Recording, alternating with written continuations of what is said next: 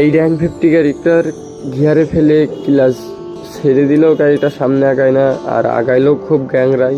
গাড়ির top speed 40-এর বেশি ওঠেই না।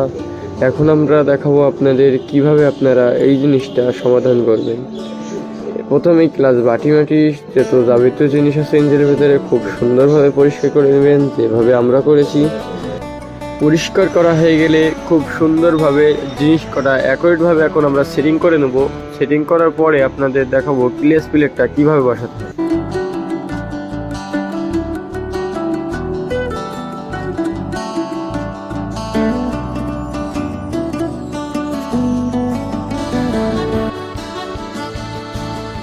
সব ঠিকঠাক আছে, এবার আমরা ক্লাচ প্লেট সেটিং দেখাবো। এটা হলো ক্লাচ প্লেট, এটা দিবেন সবার তলায়। তারপরে দিবেন একটি প্রেসার প্লেট, এটা দিবেন তার উপরে। এইভাবে আপনারা সেমভাবে দুইটাই লাগিয়ে দিবেন।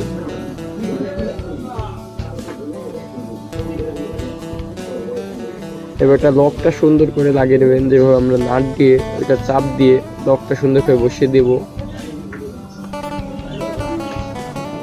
এবার আমরা ইঞ্জিনের ভিতরে ক্লাচ বক্সটা যেটা আছে এটা পুরো কমপ্লিট সেট করে দেব। আমাদের মতন সুন্দরভাবে যদি সেটিং করতে পারেন আপনারা, তাহলে গাড়ি এখন 80 থেকে 90 স্পিড আরামেই